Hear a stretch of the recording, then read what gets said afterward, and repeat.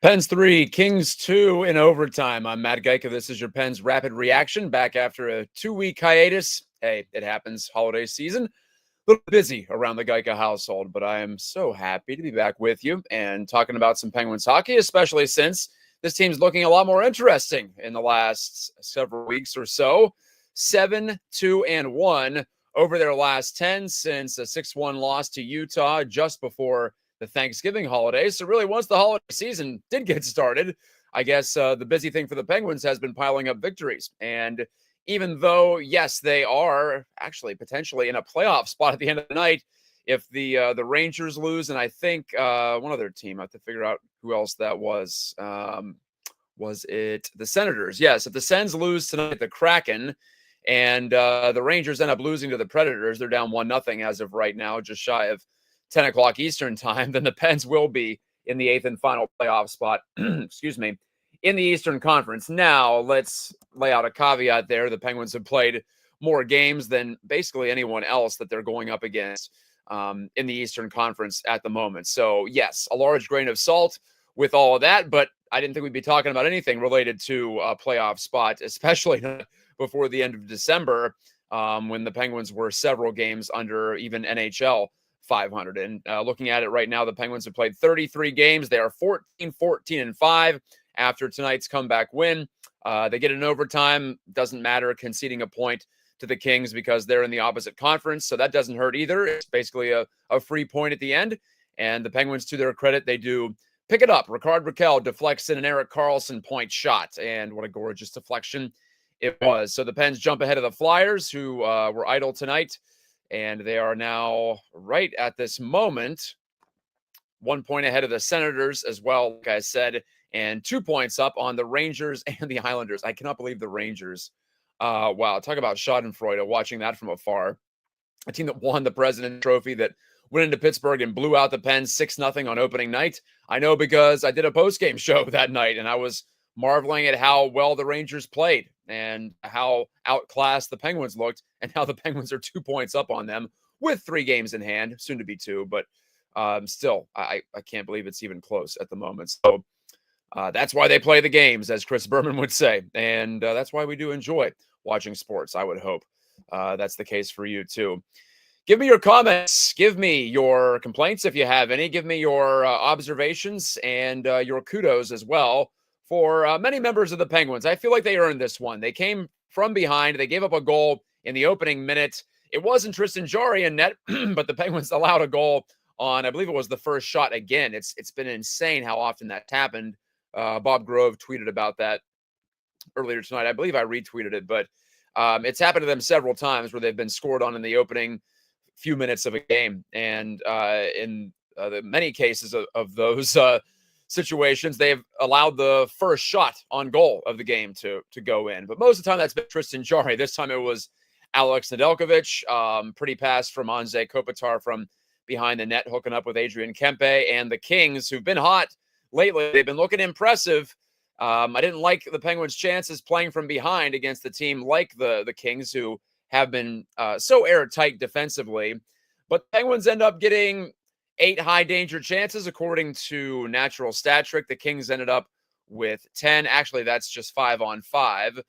All situations, the Penguins had 11 high-danger chances and 2.5 or so expected goals. The Kings had 3. So you could also say goaltending played a role. I'm not sure Nedeljkovic ever looked like he was totally locked in tonight. A couple of situations in the second and third periods where he's sprawling around, he's flipping, he's flopping, he's bebopping and scatting, but he's keeping the puck out, at least for the most part. He got beat on a partial breakaway by Alex Turcotte, in addition to that slam dunk in the opening minute by Kempe. And besides that, nothing got by him and into the net that was from anywhere near the perimeter. So a positive there. The Penguins' goaltending has been the one area, at least save percentage, raw save percentage. It hasn't actually gotten better over this win streak, but almost every other aspect of the Pens game, from goals for and against to the more granular stuff like expected goals for and against and shot attempts for and against, all that stuff's gotten better. Special teams have gotten better, power play better, penalty kill. Got off to a good start, slumped for a bit, but has regained its equilibrium too. So so many aspects of the Penguins game turning in the right direction. And it's at least made it interesting here as we approach the midway point of the NHL season. Actually, still several games short of, short of that, 8 games short of that, but about halfway through in terms of the calendar, right? Because we start in maybe early to mid October, we finish in early to mid April. So almost 3 full months into the 6 month marathon. And the Penguins are back to at least NHL 500, not quite 500 in my mind with those 5 overtime losses lurking there. That's the second most in the Eastern Conference. That's actually tied for the third most in the entire league. So I kind of thought we were going to be looking at that again tonight. Another overtime loss when Vladislav Gavrikov had the breakaway, but he looked pretty gassed and, well, maybe not the most feared king on a gold-plated scoring chance. So the Penguins got a break there. It was him on the breakaway and not like a Kempe or a Turcotte or a Kopitar, someone with a little more skill. But no need to apologize for all that, as the Penguins improved to 9-7-2 at home. They still have a wretched goal differential. They're still minus 23 on the year. Only the Montreal Canadiens are worse than them. But hey, the Penguins are much further ahead than most of those teams with a red number, a minus number in the goal differential column.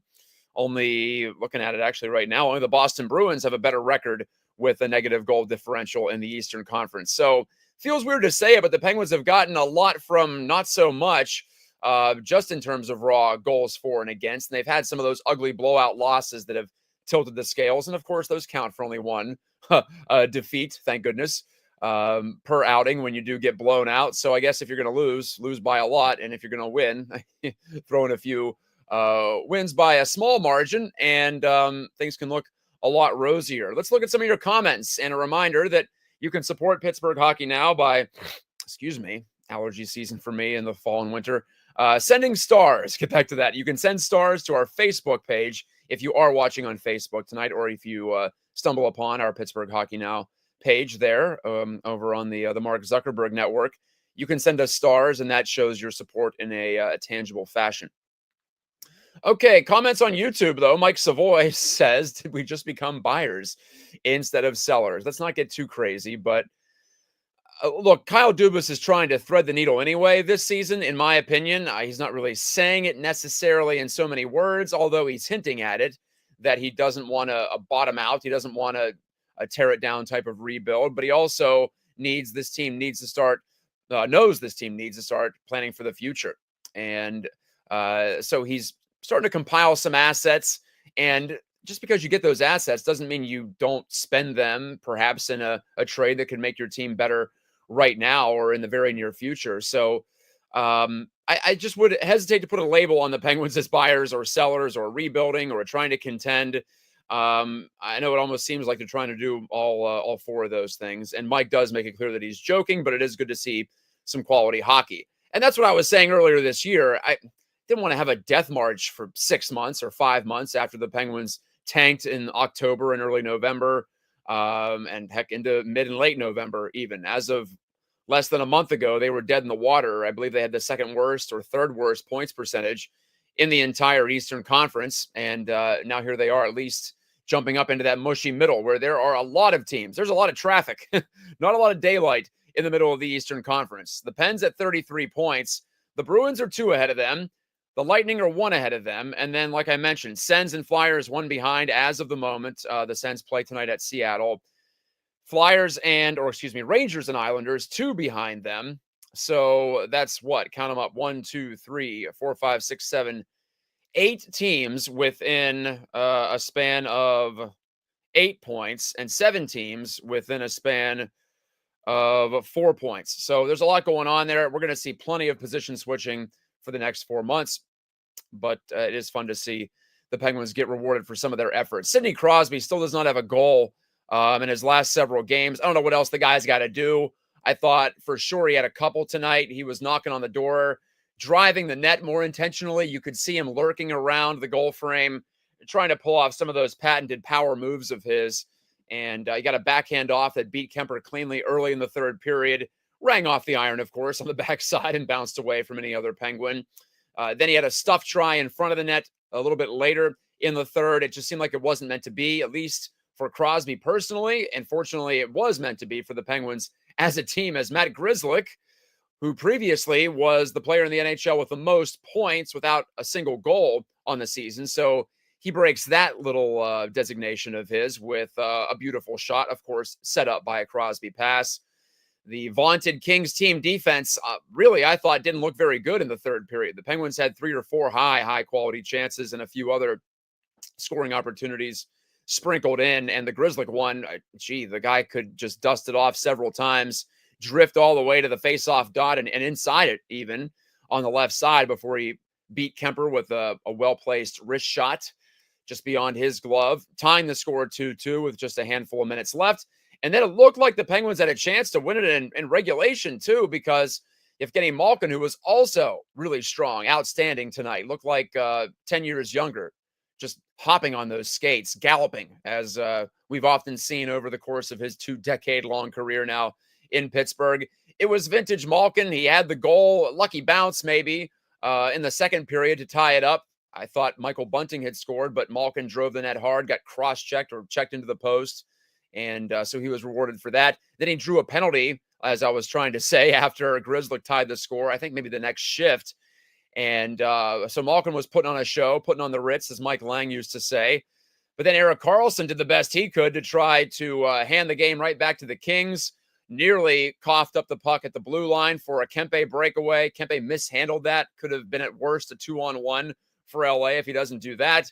And then he shoots an unscreened wrister that Kemper gloves easily. Mental mistake there on the power play.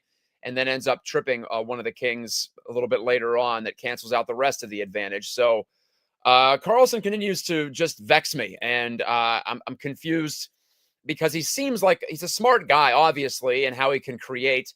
You don't become such a playmaker with a low hockey IQ, but he just seems reckless and careless at times and, starts to get high on his own supply and just starts slinging the puck around carelessly. And it nearly cost the Penguins tonight. But, of course, he earns the primary assist on the overtime winner. I guess to sum up the Erik Karlsson, the EK 65 experience is he's fully capable of winning the game for your team or for the other team at any moment over the course of 60 or even 65 minutes or close to it, as we saw tonight. Let's look at some other comments. Light says playoff spot. Yeah, technically there. NES addict. Yeah, baby, back at 500. I hate the NHL's way of tracking the standings because 5 of those points that I guess go in the tie category. Oh, it's kind of weird with the fake background. There's my real hands. I just don't want to show you the junk that's behind me, although I got a Jimi Hendrix poster directly behind me. Cosmo Kramer, Bob Marley, the Three Kings, looking over my shoulder. Angela says something I wanted to bring up, and I already brought it up with the Rangers. A lot of train wrecks in the league to rubberneck right now. The Buffalo Sabres lost 6-1 to Montreal tonight. The same Habs team the Penguins put 9 on the other night, of course, you'll remember. So the Sabres have now lost 11 in a row, and I think they're dead last in the Atlantic. This was supposed to be the Sabres' year to make a move. The Red Wings are well out of a playoff spot, at least relatively speaking, considering how congested the Eastern Conference is. I mentioned the Rangers, the Islanders, totally stagnant. So there's plenty there to look at. The Bruins, the Blues, they've already changed their coaches this season. It's really quite fascinating. The Nashville Predators thought they were loading for a big run this year. They're dead last in the entire NHL, well, tied with the Blackhawks. And they lose that tiebreaker because they only have 8 wins on the season, trying to hold on to a lead right now against the Rangers. Last I checked, they were through 2 periods. I don't know if they resumed yet. Let's refresh. No, they're still in intermission from Bridgestone Arena, but they're ready to drop one on the Rangers, perhaps. It's something, and there's a couple of different ways you can feel good about it if you're a Penguins fan. Number one, the Penguins have 3 Stanley Cups over the past 15 or so years. It will be 15, or no, it'll be 16 this spring, in fact. But regardless, neither here nor there. The Penguins have gotten their rings. Anything from here on out with this core, of course, is a bonus. But no one likes to lose, and no one likes to lose all these playoff series the Penguins have since the last time that they made a serious run. So I realize the frustration is built up, but you could be the Rangers. You could be the Sabres building on a 15-season playoff drought. You could be a team like the Islanders, who knocked on the door a couple of times recently, maybe not so recently anymore, but they just seem like they're perpetually stuck in neutral. The Red Wings had that long playoff qualification streak, and ever since then, they can't get over the hump. Last year, the closest call, and they look like they've taken a step backward this season. So there's a lot of teams that I wouldn't rather be in the NHL, to just flesh out Angela's point. J.I. asked a pretty good question. I've been thinking about this myself. What do the Penguins do with DOC? Drew O'Connor has gone totally dry. No goals, not a lot of points in the last several weeks. He mentions Puljujärvi. I don't know if Mike Sullivan just doesn't trust Jesse Puljujärvi. It sure seems like it. But as far as I'm concerned, he can bring a spark to the lineup. And I know the Penguins are scoring a lot of goals lately, but it's not going to keep up. I feel like the supporting cast is doing all it can and much more at the moment. Blake Lizotte is not going to continue to be as hot as he is, I don't think. I could be wrong. So you do have some players down the depth chart playing well, but you still want to make sure you flesh out that depth. So I wouldn't mind maybe just letting O'Connor take a seat for 1 or 2 games. It's not a direct 1-for-1 for Puljujärvi, obviously, in terms of the spot on the in the lineup, the spot on the line chart. One being a lefty, O'Connor, one being a righty, and Puljujärvi. But I gotta figure Puljujärvi is going to get another look at some point soon. Derek McEachern asks, who is less impressive and effective, Achari or Nieto? I think Matt Nieto is further down on my personal power rankings than Noel Achari, although I could be convinced otherwise. Nieto can make some plays in the open ice. I don't think he's quite as quick as he used to be back in his San Jose and Colorado heydays. And Achari has clearly dropped off from what he was at least a couple of times in his career, a fairly productive fourth line type for the Bruins and for the Florida Panthers when he had his career best. Devin Wolf on Facebook says, this is a game they really did deserve to win, but EK's last 5 minutes really scared me. Sure did. That would really suck to lose this game with how the Penguins tilted the ice in the third period. I love their game in the third period. I thought they looked great. I think maybe first 2 periods, I would say the Kings were the better team, but the Penguins, score effects being what they are, the trailing team, especially if it's just a 1-goal deficit, typically does get more in the third period. But the Penguins were able to get to some of the high traffic areas, some of the high danger areas in this game. And as I look at it on a natural stat trick, actually first through third period, it's pretty consistent. The Kings had a slight edge in each of those. So but the Kings are a solid squad. And I was poking fun at their team defense on the Grizzly goal. But overall, I didn't hate their game tonight. I thought it was a very evenly matched game. And I figured that either team could come out with a victory and they could say they justly deserved it. I think it was that type of a night. So, Devin, I'm not sure I would say they necessarily deserved to win outright or clearly, but they certainly had the opportunity, and they had some moments there where they could really seize that momentum and just didn't quite do it. Angela adds, oh Lord, the Erik Karlsson experience, trademark. Yeah, it is a love-hate relationship. And I give Raquel a lot more credit for the game-winning goal than Karlsson. But Karlsson has been playing fairly well and has been avoiding so many of those egregious coverage, defensive mistakes or just outright ignorance in his own end. That's been happening less. Just in general as a team, the Penguins have been giving up fewer of those just obvious scoring chances that they were earlier in the season that had me thinking that Mike Sullivan wasn't long for this team. And now they have gotten it turned around. When you look at the results page, hard to argue with that. But like I was saying, every aspect of their game outside of the raw save percentage numbers has been improved. So it's been a very earned hot streak for the Penguins. Let's not act like this is some lucky streak. I think they certainly earned the hole they dug themselves, but they have earned our praise over the last 2 or 3 weeks. Robert Reams says they battled all game. That was key. Yeah, I would totally agree. It's been fun to watch lately. Even the game against Ottawa, they come back there. They didn't quite have their best that night, but I would put that loss more on Linus Ullmark than I would anything else. Crosby robbed again in that game. That blocker save that Ullmark made on him in the second period at Ottawa on Saturday. I'm still shaking my head about that one, and I'm sure Crosby is as well when he has a quiet moment to himself. But just looking back, even the losses they've had, the game at the Rangers, the one that the Penguins were so upset about after they won 4 games in a row. Even in that one, they had plenty of opportunities to win. Just both teams were playing pretty fast and loose. I think Tristan Jarry has been better, even though, like I said, the raw numbers aren't quite where it's been when he's been at his best in the regular season, at least in his career.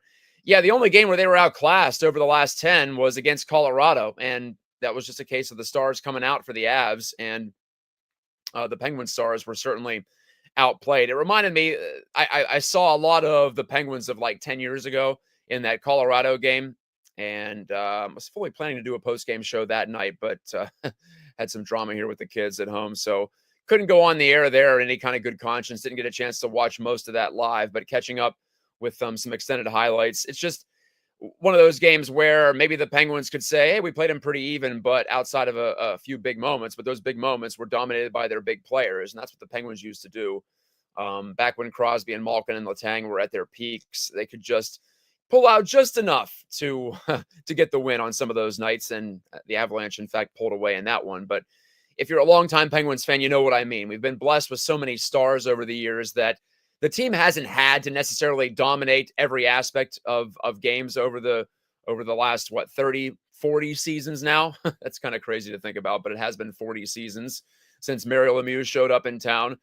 So not exaggerating to say 2 generations have seen the Penguins have that luxury, the luxury of stars. And they still have the stars. Crosby and Malkin were so good tonight. They were busting it all over the ice. I think it was a vintage performance from both, even though the team only had 2 goals through regulation and probably had to fight tooth and nail to get those. But sometimes these types of games are just as exciting when you really have to battle. You get that breakthrough goal to tie it up. You feel good about yourself, and you get the bonus point in overtime too. So a lot of good stuff to talk about tonight, going toe-to-toe against what I think is a team that can make some noise in the Western Conference this year and in the playoffs in the LA Kings. They're much better dressed than they used to be, too, going back to the old Gretzky era look. I wouldn't mind the purple and gold again, but I digress. I'm always a little obsessed with uniforms, regardless of sport, but especially in hockey. So I guess a small upgrade or a decent upgrade for the Kings, who used to have the most boring uniforms in sports, in my opinion. Now they got a little bit more of an Oakland Raiders or a Las Vegas Raiders look. Excuse me. Let me update my reference. And the Penguins, of course, always look good with what they're wearing these days. I don't care what it is. But they did look better on the ice tonight in terms of results, and it was quite the thing to see them just kick that door down. And Darcy Kemper was threatening to steal that game in the third, and they just wouldn't let it happen. So there were a few wobbly moments late, like I mentioned, mostly courtesy of EK65. But the Pens do get it over the finish line. And now we look ahead to what they've got before the Christmas holiday. And, well, it doesn't look too terribly tough later this week at Nashville. Although you got to figure at some point the Predators are going to put on a little mini hot streak, don't you? I feel like it's got to happen at some point. Hopefully not starting now with their current lead over the Rangers, and they are now starting the third period there in Nashville. But the Pens are down to play the Preds.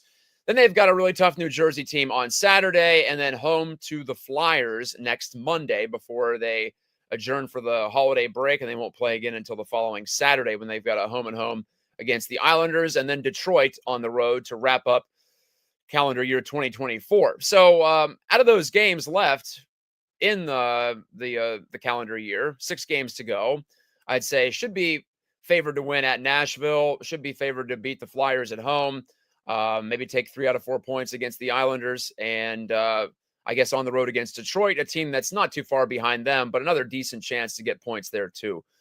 So it doesn't look like it's too difficult of a schedule at the moment. But, of course, we have seen the Penguins look bad against just about anybody this year. Hopefully they're over that. They're playing much more cohesively, much more like a team. And it's not so frustrating to watch 60 minutes anymore. There are some stretches here and there, of course, but that's just where they are. The Penguins are a very flawed team, but they also still have some of that upside, which makes them fun to watch. All right, I'm going to call it a night here on Penn's Rapid Reaction. Dan Kingerski has coverage from PPG Paints Arena, as does the Hall of Famer Dave Molinari, back in action on our very same website at pittsburghhockeynow.com. You can go to our YouTube page if you're not already there, like and subscribe.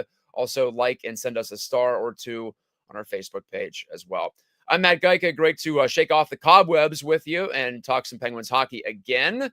As always, I'll try to do better the next time. We'll talk to you next time on Penn's Rapid Reaction.